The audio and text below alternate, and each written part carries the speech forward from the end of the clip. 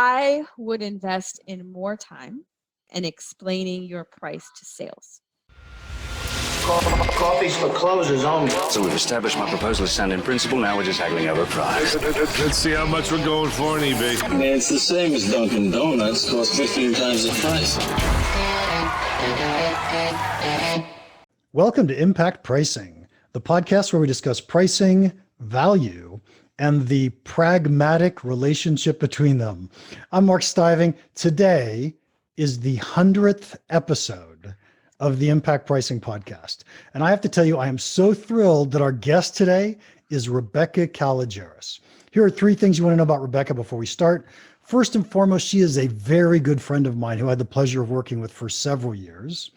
She is the VP of Marketing and Product Strategy at Pragmatic Institute. And you should know, I think she gets a new title every year, maybe twice a year. And she worked very closely with me at Pragmatic when we launched the price class there. And it was a hoot. So welcome, Rebecca. Thanks, Mark. I'm so excited to be here for your 100th episode too. That's awesome. I know. I actually planned it that way because I wanted you here for that. Yay. So it's so good. It's so good. Normally I ask the first question, how did you get into pricing? So I'm just going to pretend like you're in pricing and ask you, how did you get into pricing? Well, honestly, like I think most people with a product management or product marketing background by accident, right? Like at some point you realize you have a product and you needs a price, right? And I think early on in your career, often, you're sort of inherited a price as you get further up. And as you're working with new products that come to launch, you have to not only come up with the price, but then you have to sell the price, not just to the market, but internally. And I realized when I met my good friend Mark that I had done a lot of that wrong. But I found the whole process really, really interesting. And really the way that we teach it and the way that you brought to us is it's really a combination of, the market-driven ideas that we think of as product management and then pricing and just taking that philosophy into the pricing spot. So got into it by accident, wasn't very good at it, gotten better at it thanks to Mark, and continue to try to evolve it and improve because I think there's so much power when you get it right. Oh my God, that was a great advertisement. Thank you. I didn't say you get it right, Mark. Oh, okay, good. Why do you think you did it wrong? And I don't mean that to be derogatory at all. I mean it to be, why do people not understand it? It's a great question. And I think part of it is it's price and it's a number. And so you look for a formula, right? And there are certainly formula and numbers. There's part of that, but you want it to be an answer. Like you want it to be, well, obviously the price is the same as 2 + 2 = 4. And so you look at sort of equations that can get you there. And unfortunately, the equations that you have where you own sort of all the numbers and variables are either like, this is how much it costs, which is not the right answer. Just in case you ever take anything from Mark, that is not the right answer. I'm saying that's an easy one that people tend to go towards. Or you look at your competitors, right? Because those are kind of the things that they feel solid and it feels like good bumpers that you can go against. And I think the sort of philosophical is not quite the right word, but the sort of market understanding and that sort of qualitative part that goes with the quantitative part is just not something really people think about. And so I think A, thinking about it, and B, then how do you combine the two? Because again, it still needs to be a number. It still needs to make financial sense. And you still need to present it like, this is why this is a good number for us as an organization and the right number in the market, and finance won't fire you then. Yeah, I love the answer that says, in the end, it's a number, which means we have to pick a number. Shouldn't there have been a formula to get us here? Mm-hmm. And so now we've got to somehow defend it or define it. And it's really challenging to do that if we're going to do touchy-feely, qualitative stuff all around it. Now, I'm going to be super honest or straightforward too. When I first went to Pragmatic, I really didn't know what product managers did. And I found it absolutely fascinating as I learned more and more about product management. And then I wanted to try to tie pricing back to product management. And this is a really fascinating journey because I still don't know that Pragmatic's done it well, no offense, right? But the idea of going from what's the problem to how much value is there to solving that problem, to communicating that value to the marketplace, to charging for that value, I find that whole process just incredibly powerful. And I never would have thought of it if I hadn't worked at Pragmatic and come back to what's the problem, right? Which is where you guys always start from. Mm-hmm.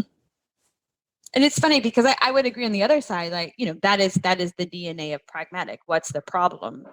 And I don't think the sort of, what's the right word? But I don't think we really understood how that tied to pricing until we partnered with you, right? We would talk about value-based pricing and you kind of knew it, but it hadn't like gotten to the depth where you really see that connection and how powerful it can be.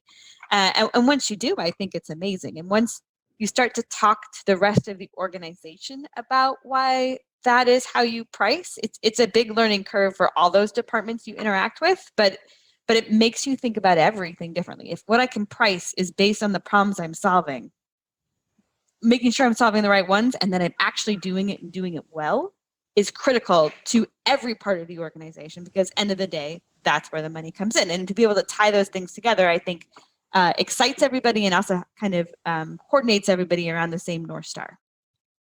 Yeah, I thought what you guys have done is just incredible. Absolutely. So now that you've been exposed to so many different departments, from your perspective, who should own pricing? Well, I would say the person who owns pricing is the one who can answer that question of willingness to pay, right? What is the market's willingness to pay to solve that problem? Who can answer that question is the right person. And it's not an individual customer. It's not what did it cost, but the person who has the market data and the market access to answer that is who should own it. Okay. And give us some titles. So product management, product marketing. Certainly we see pricing and pricing strategists that come in more and more where it's in piece. I would not be popular with some of my friends and coworkers, but I would not put that pricing in sales and I would not put that pricing in finance. I think finance is too far removed from the market. That's not their role. And sales is too tied to individual customers versus the market to see some of those bigger trends. They're both big influencers, right? And there's data you need from those two pieces. But I think those are the titles I would put it in. I am definitely biased though, so we can all be. Well, I have to say, in all honesty, my opinion is probably exactly the same as yours, where I think product management and product marketing, they probably are the best place to own pricing in the sense that they see the market's willingness to pay. They see that better than anyone else. Maybe a salesperson sees it better, but a salesperson has bias that says, hey, I'm trying to close the deal. I'm going to do whatever I can. And so maybe they're less appropriate to own the price setting. In fact, I can almost guarantee you they're less appropriate to own the price setting. But I love the product management and the product marketing answers. And if I can just go here, and this is another step that I'm not sure all organizations have gotten to the maturity level of. But the other advantage to that team owning price is the depth at which price should be tied to product, right? In terms of not just, well, what should I be in this business, right? But even in using it to determine what features, how to do bundles, how to package different things. I think packaging and pricing is something, Mark, that you really opened my eyes to, and it is definitely an underused lever. But it's one of the reasons, again, that product and pricing, they're not two separate pieces. In a lot of ways, they are part of a solo offering. How I package it, how I price it, and what I'm offering should be thought of as kind of, three legs to the same stool. I could not agree more. Right? Pricing and packaging go so closely together. And in that vein, product management versus product marketing. Let me give you my opinion for just a second, and then you tell me how I'm totally off base or brilliant. It's one of my favorite things to do. Yes, exactly. In the world of non-subscription products, where I'm going to go build a new product, and I'm going to go build another product, and I'm going to go build another product, and we should be building good, better, best type offerings. It makes a ton of sense for me for product management to own pricing, because they also own all that packaging, right? What products are we going to go build next? in the world of subscription, it feels a lot to me like product marketing is more responsible for tweaking the features so that we can create the right good, better, best packages, so we can get people to buy up in the marketplace. And in that case, it almost feels like product marketing is a better place to put pricing. Now, what do you think?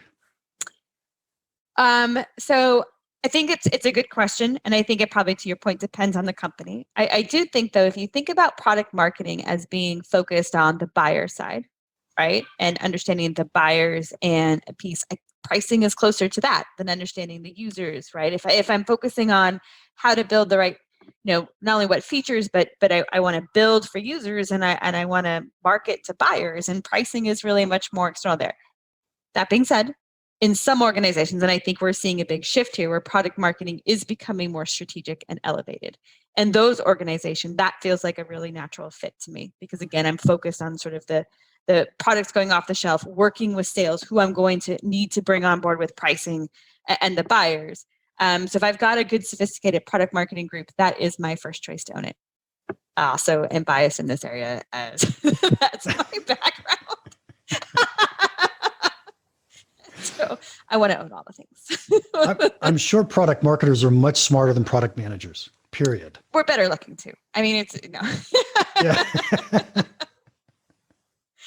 I do think, it is a younger profession. Not younger as in the people doing it, but as in it's newer and maybe less understood in a lot of organizations, and sometimes less mature. But we have definitely seen that shift and then become more and more mature. Yeah. So we taught good, better, best in the price class a lot. I am a huge fan of good, better, best. I try to get every company I work with to think about it, if not implement it. And yet Pragmatic doesn't have good, better, best pricing. Besides blaming me, what good reasons do we have? Yeah, it's a really good question. And you and I have talked about this before. So it's not a net new piece. And I'm also a big fan of good, better, best, and the ability for that to go through. I think, we can talk about lots of different things, right? There's systems aspects that are required, right? To do good, better, best, it requires different types of systems and different places. So I can give all those excuses in the world. And I don't want to. But I think it's finding the right, I think there is a systems component. But I also think really nailing the right variables for that good, better, best option is harder than you think, right? I can give you a good, better, best today. I do it to some extent, right? If you buy foundations versus foundations focus, or you buy all 6, you get different pricing, you get different things, right? All 6 courses. In a way, that's good, better, best.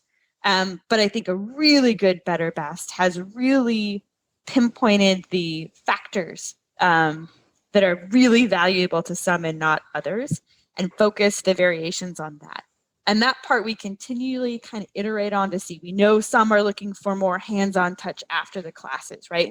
And so there's some of that we start to suss out of what really should make that variable, but we just have not nailed that combination yet, or a combinations that allows us to also deliver those options at scale, right? Yep. Because I could say, well, I could, you could go to the course, and then you could get office hours with someone online, go to the course, or you could be like, have an instructor embedded with you for, 2 weeks in your work, or whatever the case may be.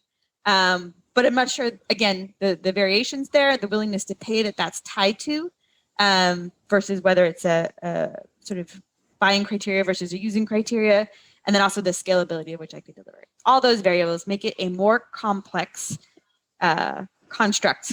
It sounds so easy. But it does sound easy. It does sound easy, but it's not necessarily. Well, people who have software packages with 100 different features, it turns out that it's a little bit easier to figure this out. And when you only have a few products or a few features, it's really challenging. So to be fair, I can tell you that I've worked with Rebecca and the team to try to figure out how to build good, better, best, and we did not succeed very well.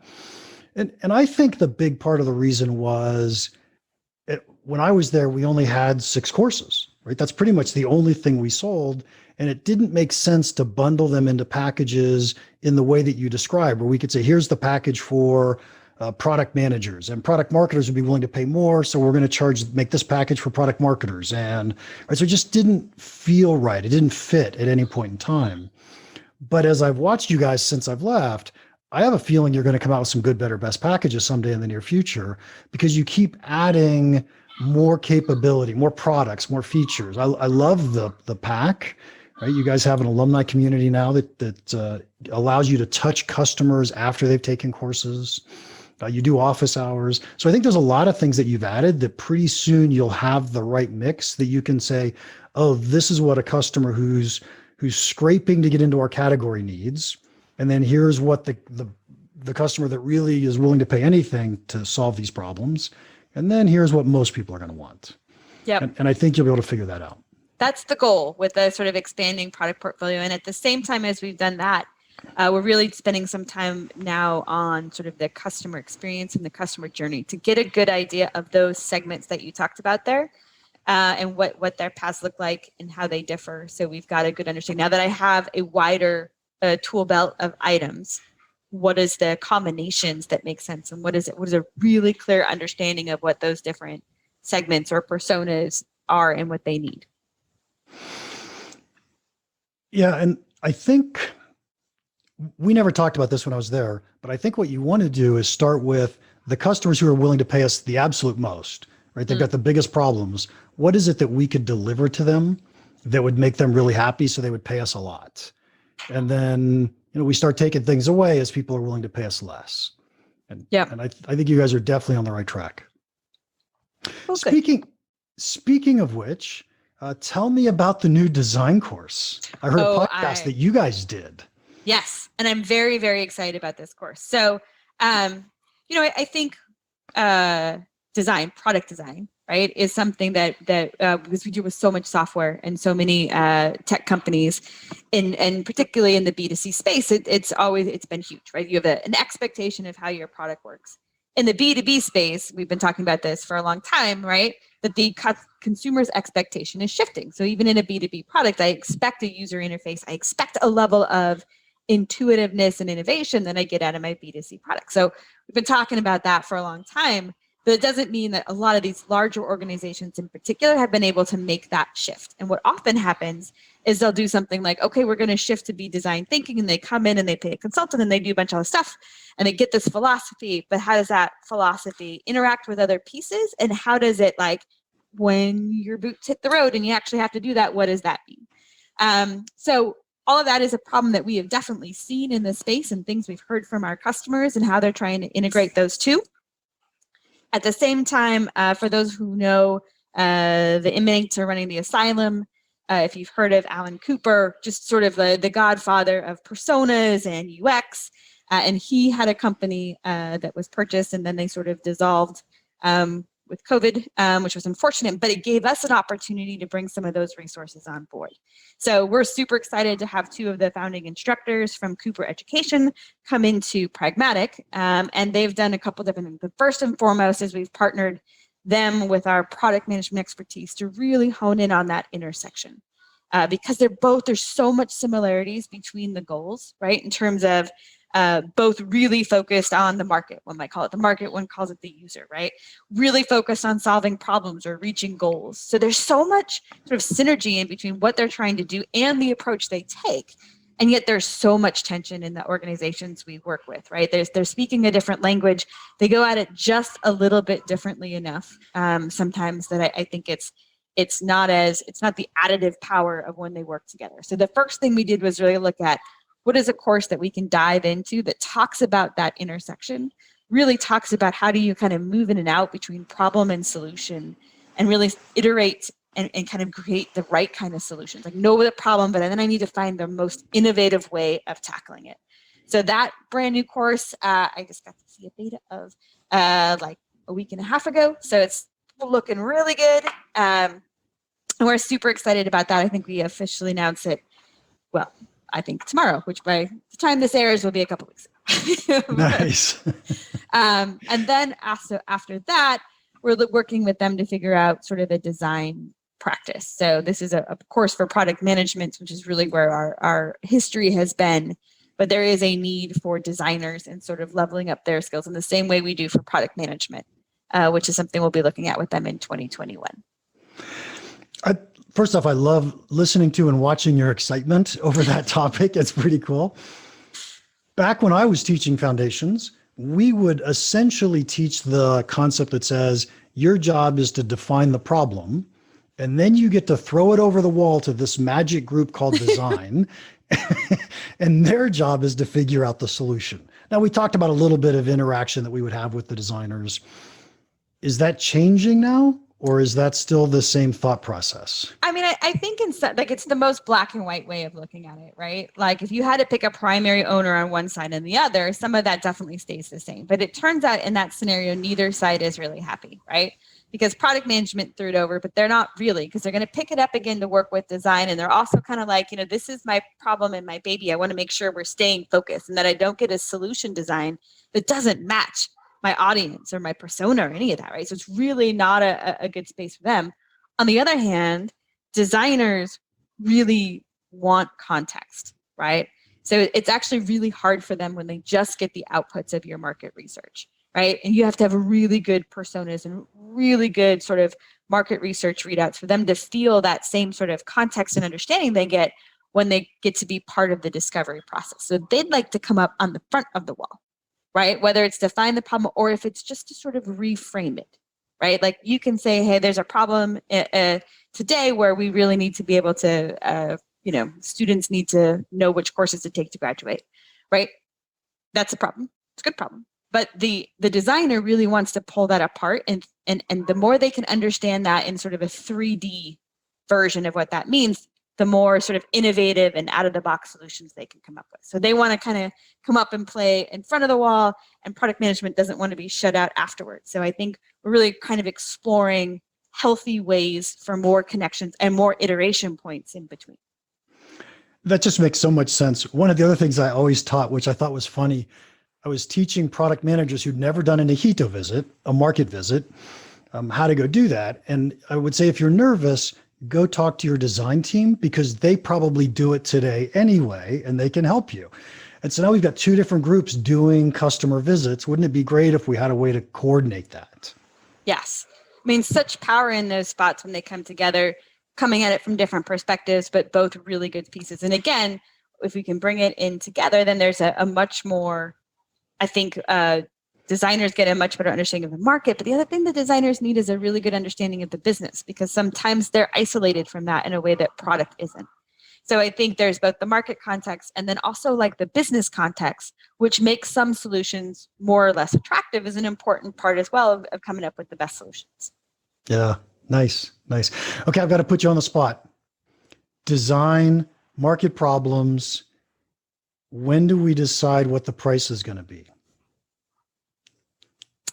Oh, what an excellent question.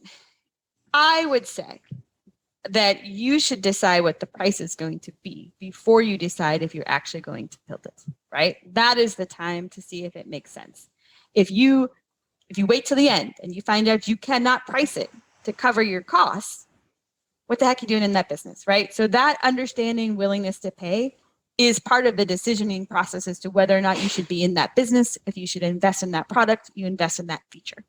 It also makes your business cases heck a lot easier. If you do this up front, you've got real numbers and real cases back there. So I would move it at the beginning of the process.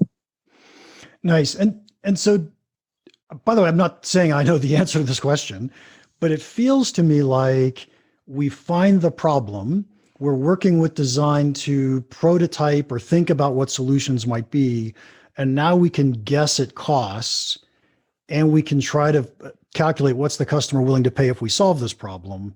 And we could say, is this a feasible business or not, before we ever go build the solution? That's interesting.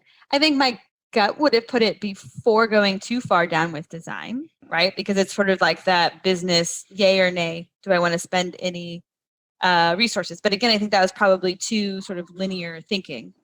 There's not like clear checkpoints like this. So if you can have design in earlier and you start to think about ways of solving it that you maybe wouldn't have otherwise, right? Where you would have said it could cause this, but I can't possibly do it for that. And they're like, hey, could you just do it this way?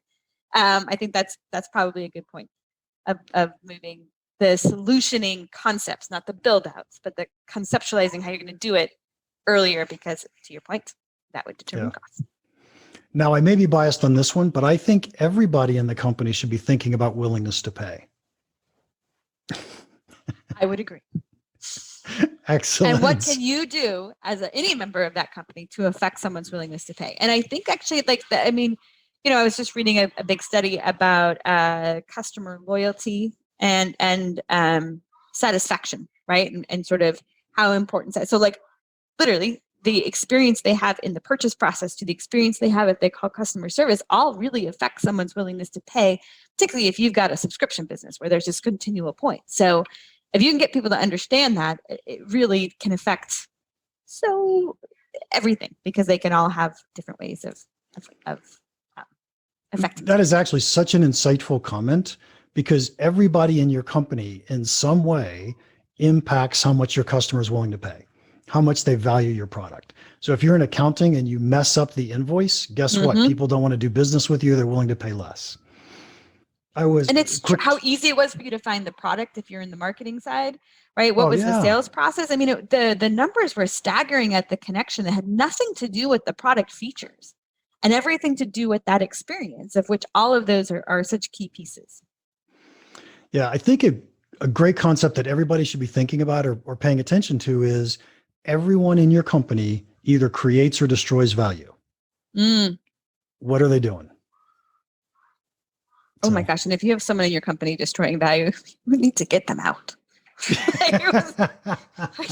Rebecca, we are running out of time. Final question. What's one piece of pricing advice you would give our listeners that you think could have a big impact on their business? I would invest in more time.